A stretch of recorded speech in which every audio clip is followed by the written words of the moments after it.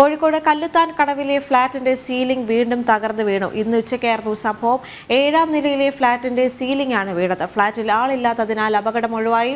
വിവരങ്ങളുമായി ദിസ്ന സുരേഷ് ചേരുകയാണ്. ദിസ്ന, ഈ ഫ്ളാറ്റിന്റെ കാര്യം കുറേ നാളുകളായി ചർച്ചാ വിഷയമായി തുടരുന്നു. അവിടുത്തെ ജനങ്ങൾ അനുഭവിക്കുന്ന ദുരിതങ്ങളെല്ലാം നമ്മൾ ചർച്ച ചെയ്തതാണ്. സർക്കാരിന്റെ മുന്നിൽ അല്ലെങ്കിൽ മേയറുടെ മുന്നിലെല്ലാം ഇത് അവതരിപ്പിച്ച സാഹചര്യത്തിൽ പോലും വീണ്ടും അപകടങ്ങൾ തുടർക്കഥയാവുന്നൊരു സാഹചര്യമുണ്ട്.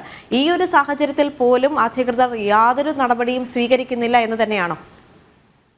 തീർച്ചയായും ദേവിക സൂചിപ്പിച്ചതുപോലെ തന്നെ കല്ലുത്താൻ കടവിന്റെ ഫ്ളാറ്റ് വിഷയവുമായി ബന്ധപ്പെട്ട് കോഴിക്കോട് കോർപ്പറേഷനുമായി നിരവധി തവണ ഈ ഫ്ളാറ്റിൽ താമസിക്കുന്ന ആളുകളാവട്ടെ നിരവധി തവണ കോർപ്പറേഷൻ മേയറോട് ഈ കാര്യങ്ങളൊക്കെ തന്നെയും സൂചിപ്പിക്കുന്ന ഒരു സാഹചര്യം ഉണ്ടായിരുന്നു. നമുക്കറിയാം, കഴിഞ്ഞ ദിവസങ്ങളിലൊക്കെ തന്നെയും ഒരു മഴ പെയ്താൽ തന്നെ ഫ്ളാറ്റിന്റെ സീലിങ്ങുകളൊക്കെ തന്നെയും അടർന്നു വീഴുന്ന ഒരു സാഹചര്യമായിരുന്നു നിലവിലുണ്ടായിരുന്നത്. ഇത്തരത്തിൽ ഇന്ന് ഉച്ചയോടുകൂടിയാണ് ഇത്തരത്തിൽ ഫ്ളാറ്റിന്റെ സീലിംഗ് അടർന്ന് താഴേക്ക് വീഴുന്ന ഒരു സാഹചര്യം ഉണ്ടായത്. 7ാം നിലയിലെ ഫ്ളാറ്റിലാണ് ഇത്തരത്തിൽ ഒരു സംഭവം ഉണ്ടായത്. ഫ്ളാറ്റിൽ ആരും തന്നെ ഉണ്ടായിരുന്നില്ല. ആൾതാമസം, അതായത് അവർ ജോലിക്ക് പോയിരുന്ന സമയമാണ്. ഫ്ളാറ്റിലെ ആളുകളൊക്കെ തന്നെയും പുറത്ത് പണിക്ക് പോയ ആളുകളാണ്. നമുക്കറിയാം, കല്ലുത്താൻ കടവിലെ ആളുകളൊക്കെ തന്നെയും സാധാരണക്കാരായ ആളുകളാണ്.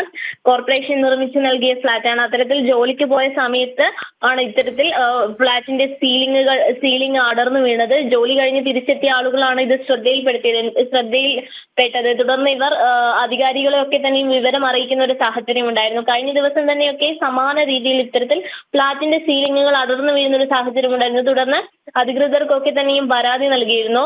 എന്നിട്ടും യാതൊരു തരത്തിലുള്ള നടപടിയും ഉണ്ടാവുന്നില്ല എന്നൊരു ആരോപണം തന്നെയാണ് ശക്തമായി ഉയർന്നു വരുന്നത് ദേവിക. എന്തായാലും നമുക്കറിയാം, ഇനി അടുത്ത കാലവർഷം വരാൻ പോവുകയാണ്.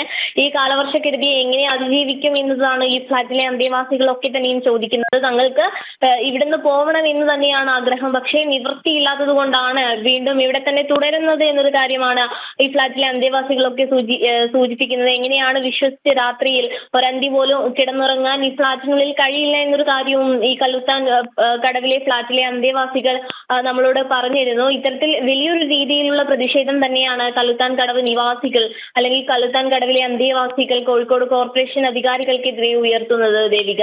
ദിസ്ന, സംസ്ഥാനത്ത് ശക്തമായ കാറ്റും മഴയും തുടരുന്ന സാഹചര്യമുണ്ട്. ഈ ഒരു അവസരത്തിൽ ജനങ്ങൾ പുറത്തേക്ക് ഇറങ്ങില്ല, എല്ലാവരും വീടിനുള്ളിലായിരിക്കും. ഇത്തരം സാഹചര്യങ്ങൾ വീണ്ടും ആവർത്തിക്കുകയാണെങ്കിൽ ജീവഹാനി അടക്കം സംഭവിക്കാനുള്ള സാധ്യത കാണുന്നുണ്ട്. എന്നിരുന്നാൽ പോലും യാതൊരു നടപടിയിലേക്കും കോഴിക്കോട് കോർപ്പറേഷൻ കടന്നിട്ടില്ല എന്ന് തന്നെയാണ് മനസ്സിലാക്കേണ്ടതല്ലേ? എല്ലാ കാലവർഷക്കെടുതിയിലും ഈ കോഴിക്കോട് കോർപ്പറേഷന്റെ അല്ലെങ്കിൽ കോഴിക്കോട് കോർപ്പറേഷനിൽ എത്തുന്ന ആദ്യത്തെ പരാതി എന്ന് പറയുന്നത് കല്ലുത്താൻ കടവിലെ അന്തേവാസികളുടെ തന്നെയെന്ന് നമുക്ക് വളരെ വ്യക്തമായി പറയാൻ സാധിക്കും ദേവിക. അധികൃതർ ഈ ഫ്ളാറ്റ് സന്ദർശിക്കുവാൻ കഴിഞ്ഞ വർഷത്തെ സംഭവ വികാസങ്ങളൊക്കെ തന്നെയും വിത്ത് മേയറുടെ നേതൃത്വത്തിലൊക്കെ തന്നെയും ഫ്ളാറ്റ് സന്ദർശനമൊക്കെ ഉണ്ടായിരുന്നു. ഈ ഫ്ളാറ്റിലെ അന്തേവാസികൾ തന്നെ പറയുന്നത് ഇത്തരത്തിലൊരു അപകടം അല്ലെങ്കിൽ ഇത്തരത്തിലൊരു സംഭവം ആവർത്തിക്കുമ്പോൾ അധികാരികൾ ഈ മാധ്യമ വാർത്തകൾ കണ്ട് തങ്ങളെ സമീപിക്കുന്നു.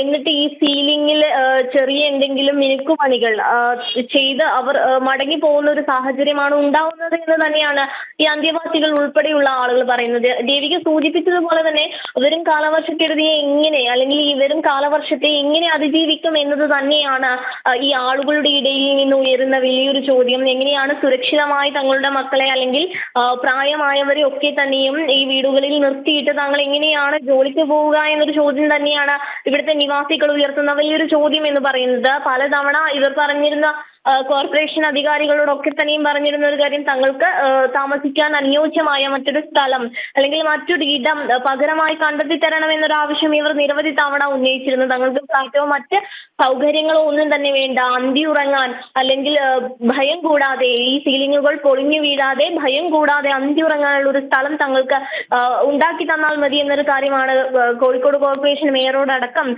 ഈ ഫ്ളാറ്റിലെ നിവാസികളൊക്കെ തന്നെയും പറഞ്ഞത്. ദേവിക സൂചിപ്പിച്ചതുപോലെ തന്നെ ഇനിയൊരു കാലവർഷമാണ് വരാൻ പോകുന്നത്. ഈ കാലവർഷത്തെ അതിജീവിക്കേണ്ടതുണ്ട്. വലിയൊരു ഭയത്തോടെ തന്നെയാണ് ഈ ഫ്ളാറ്റിലെ ആളുകളൊക്കെ തന്നെയും കിടന്നുറങ്ങുന്നത്, താമസിക്കുന്നത് എന്ന് തന്നെ നമുക്ക് പറയാൻ കഴിയും ദേവിക. ശരി, ദിസ്ന സുരേഷാണ് കോഴിക്കോട് നിന്ന് വിവരങ്ങൾ നൽകിയത്.